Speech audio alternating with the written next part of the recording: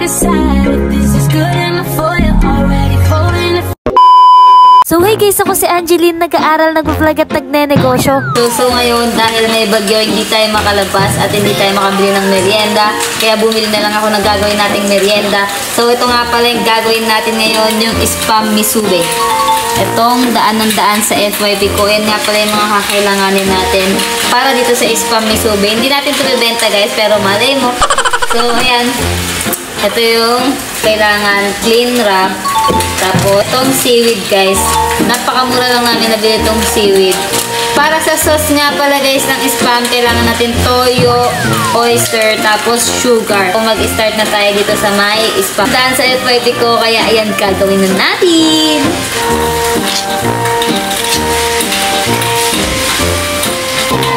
Ayan guys, binuksan na natin siya.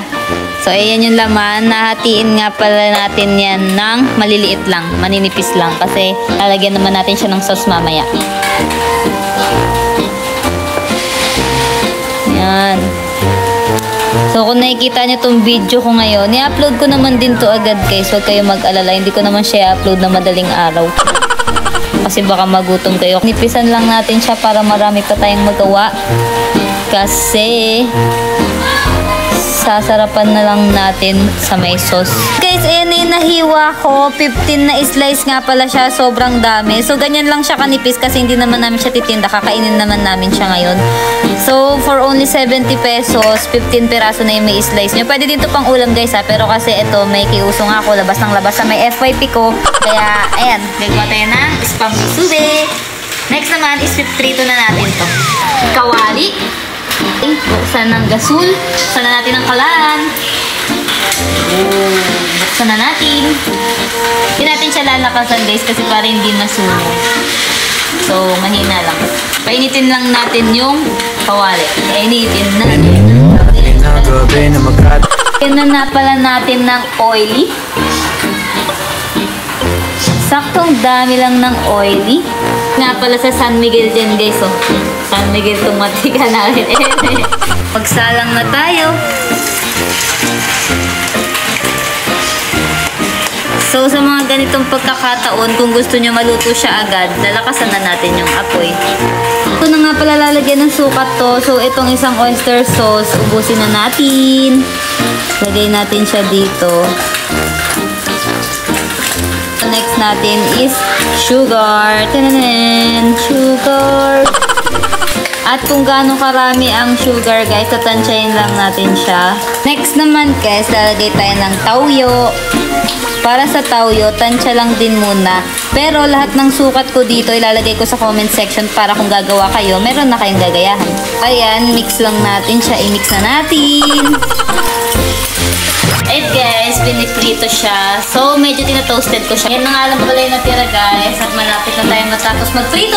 So, ito na nga pala yung mga naprito natin guys. Ayan na siya. Tapos na siya. So, next step natin is itong itlog. Dalawa muna nga pala. Tapos, ayan, gagato ko muna siya. Pala natin. Tapos na nga pala to guys. Ayan, nakaparito na nga pala ako ng isang set. Tapos itong nakasalang is pangalawang set na. Tapos ito pa. So, tatlong set ng itlog tayo. Wala yung kanin natin guys. Bagong saing. Kita nyo naman, umuusok pa siya.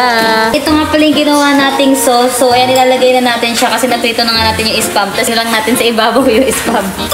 So guys, ito nga pala yung nahanap natin consistency sa may sauce. Ayan, medyo malagkit na dapat siya. Saka natin ilalagay yung mga spam.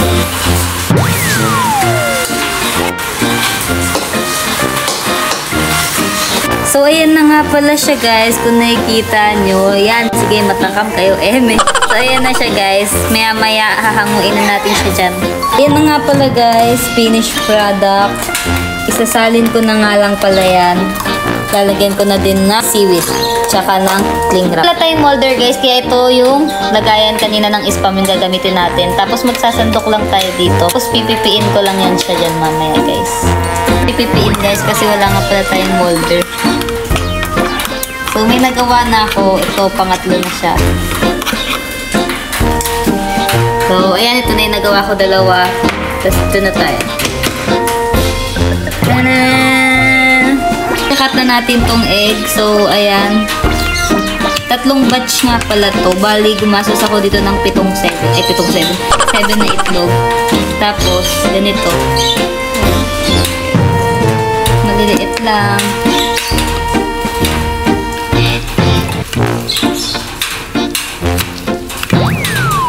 Ganito muna yung gagawin nyo guys. Ayan yung seaweed. Hatiin nyo na siya. Tapos, magdikit kayo ng kanin para dumikit siya. Para ito na kasi yung magsisilbing lock niya. So, ayan. Pag nadikit na natin yan, tsaka natin ilalagay yung kanin. So, malinis nga yung kamay ko guys. Huwag kayo mag-alala. At kami lang din naman ang kakain nito. Next natin is yung egg. So, ayan, egg. Pagtapos ng egg, so, after nyan, ito na, seaweed. Kulang guys. Kaya dadagdagan natin siyang seaweed. So, ayan na nga pala siya. Para na tayong Japanese niya. Ayan yung... Ito kasi guys, parang pinaka-basic to. Meron pa kasi sila ibang nilalagay mga cheese, ganyan. Pero sa akin, for basic muna kasi gusto ko lang naman siya tikman. Babalutin na lang natin siya ng cling wrap. Okay guys, ito, babalutan na natin. Guys, binabalot na natin siya. Ang pagbabalot natin ay tanan! Okay, tapos ito na siya. May 3 na tayong nabalot. A few moments later. So guys, ito na nga pala, tapos na tayo. So makakain na tayo. Ayan nga pala yung mga nagawa. Meron nga rin pala akong ginawa para sa maanghang. Nilagyan ko nga pala ng kimchi guys, kasi gusto nila ng maanghang. Pero sa akin yung plain lang. So, ayan na. Finished product. Kung gusto nyo rin, andyan yung mga link ng pinagagamit ko. Tapos yung mga sukat, ilalagay ko sa may comment section. So guys, ito na. Titikman na natin. Papakita ko sa inyo. So, ayan. Buksan muna natin siya. Then, tanggalin natin siya sa balot.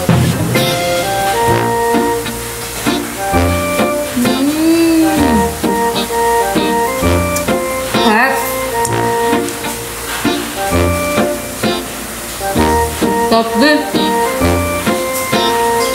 kung gusto nyo rin ito guys, andyan nga kung paano ko ginawa.